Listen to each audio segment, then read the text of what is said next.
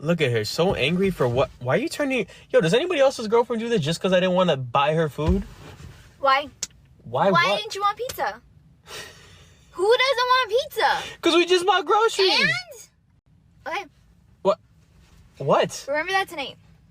Because I didn't want to get pizza? Yes, because you didn't want to get pizza. Who doesn't want pizza? No pizza? Then no fun in the bedroom. This poor guy, see, he thought he'd already made the payment. He bought the groceries, he planned dinner, he thought that he'd handled his duties, but in this culture, that doesn't matter. Because women are allowed to raise the price, change the terms, decide at any point that that's not enough, payments are going to increase. Think of it like this, when women purchase masculinity from a man, they do it as a once-off payment. That's because men are expected to be rock solid, consistent and unwavering. That's what masculinity is. She locks you down at a fixed price, and the obligations are set in perpetuity. There's no ongoing payments from her. But when men want to purchase femininity from a woman, it's completely different, because you don't buy femininity, you rent it on a monthly basis. If you want any of the benefits of femininity, then you have to make ongoing payments. The terms and conditions can get changed, the quality goes down, the price goes up, and all of this is excused because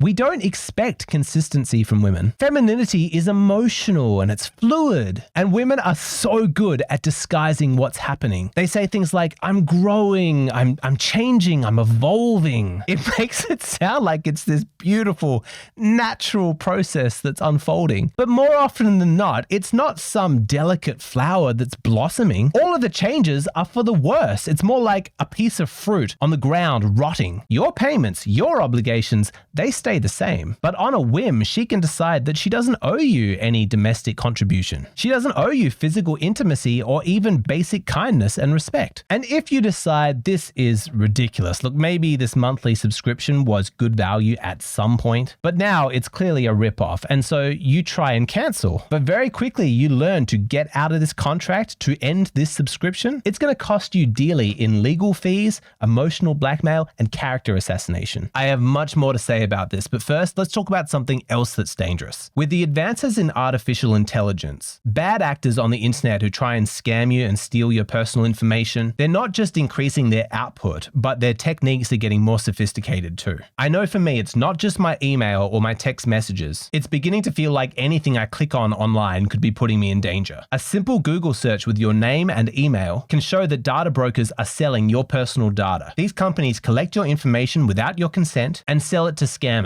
Legally, data brokers are required to remove your information if you ask them, but they make it really difficult to do. In this world, you have to protect yourself, and that's why I use Aura, the sponsor of today's video. Aura automatically scrubs your data off these sites and works to keep it off. But that's not all. Aura offers all-in-one digital security, real-time fraud alerts, dark web monitoring, VPN, antivirus, password manager, and if anything happens, you have $5 million in ID theft insurance, as well as access to US-based fraud experts 24/7. I'm not leaving myself vulnerable, and you shouldn't either. Try Aura free for 14 days at aura.com/AlexanderGrace. That's enough time for Aura to find out where your data is exposed and being sold. Click on the link in the description box below. Okay, back to the video. Let's be real. There is no equivalence in expectations between men and women in relationships. At least not relationships with these new modern women. For men, their duties read like a job description. Masculine obligations that must be met. But femininity, it's more like a vibe, a lifestyle choice, an aesthetic. That vagueness is very useful to women because when it's unclear exactly what her responsibilities in the relationship are,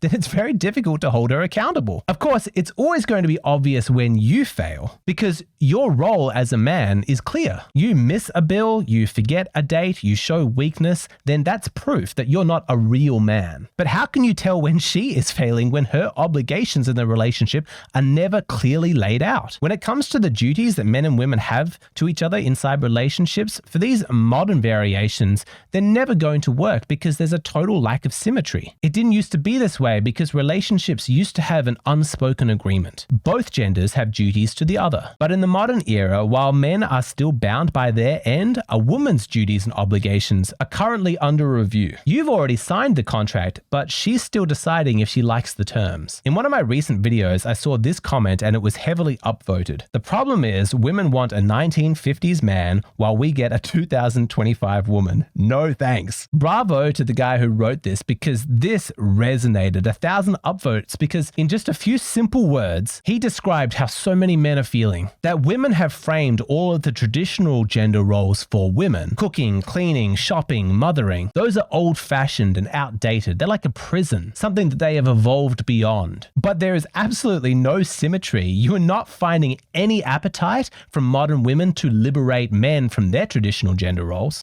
How much do you think a man should spend on a first date? $1,000. What? I don't know. Why should a man spend $1,000 on you? Because I'm cute. That's it? Just because you're cute? Yeah, sure. Is it all about the money for you?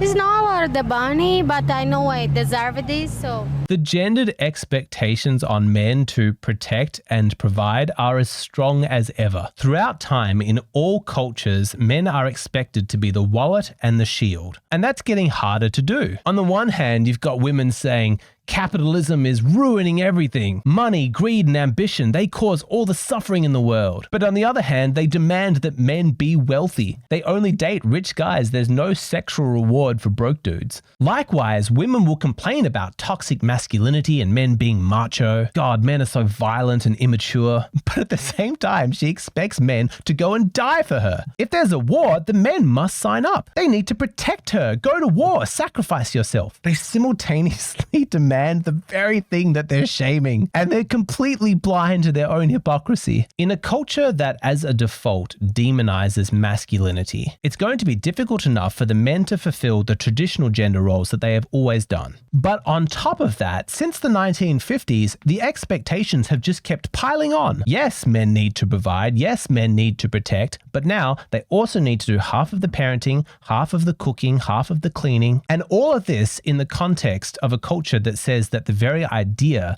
that we should have expectations and duties that women owe to men, that's sexist. A woman having obligations in a relationship, that's abusive. Feminism sought to liberate women from expectations, but not men. So everything is out of balance. Men's duties are now weighed against women's expectations. It's ridiculous. The sad fact is that it is not safe to assume what you're going to get from a woman inside a relationship anymore. When a woman meets a man on a date and she looks at him, she has a good idea about what to expect from him. She knows what he's going to contribute to a relationship. It's clear, it's sharply defined, it's in focus. Money and protection, the wallet and the shield, plus whatever else she can convince him to do as part of her redefined egalitarianism. But when a man looks at a modern woman and thinks, what role is she going to play in the relationship? It's blurry. It's foggy. It's completely undefined. It's like downloading a file that has no name, no size, no guarantee that it's even real. The man's role is assumed, but the woman's role needs to be negotiated. That's why you're going to see a lot more conversations like this. It happened. A man asked me,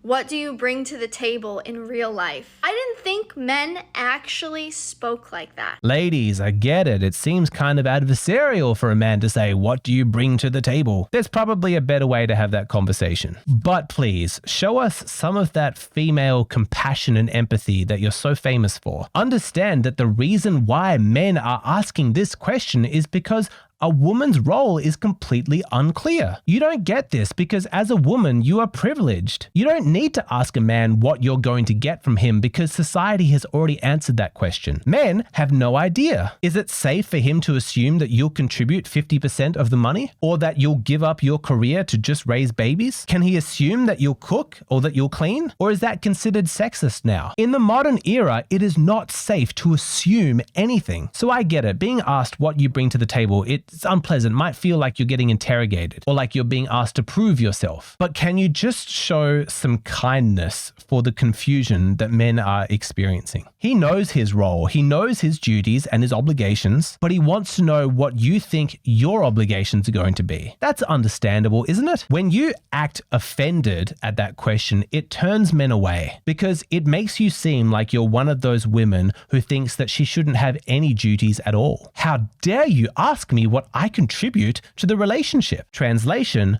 I shouldn't have to contribute anything. I am a woman. My job is to receive and to be treated like a queen. That is obviously unfair. You must know this. If you were a man, you would want clarity on this issue as well. Fellas, there is no need for us to be victims of this. Knowledge is power. You can do your due diligence. You can make sure that you are only signing up to a deal that works for you. Do not be ashamed of asking women about their values, their views on gender roles, what they think a marriage looks like. You're not shaming her, you are protecting yourself. You're not being cruel, you're being smart. And before you sign up to that monthly subscription that's so difficult to get out of, I really recommend take advantage of the free trial period. As a man, time is on your side. Our gender, we got the long end of the stick when it comes to fertility. Use that. If you're dating a woman and things started off well enough, understand it's during the free trial period before you've really made any solid commitments that you're going to get probably the best version of her. If she's a low quality woman, then your relationship is going to start to degrade the moment that you sign up. If during that free trial period when you're just dating or you're in a relationship but you haven't signed any marriage papers, you haven't had any children yet, if you notice that the quality is fluctuating, that the cost just keeps going up, then know that you don't have to rush into marriage. By all means, date her, move in with her, act like you're married. Observe how she is. So long as you don't get her pregnant or sign any marriage contracts, you can still walk away without any of those pesky cancellation fees. Just because you have it clear in your mind what you want in a relationship, what you expect from your partner, from a woman, do not assume that she agrees with you. In 2025, all things must be verified. And if you meet a woman who is kind and respectful, who can clearly articulate what she thinks her role as a woman is inside a relationship, and then walks her talk over a long period of time, then lock her down. Congratulations, brother. You have found one of the good ones. Well done. Now let's answer this question.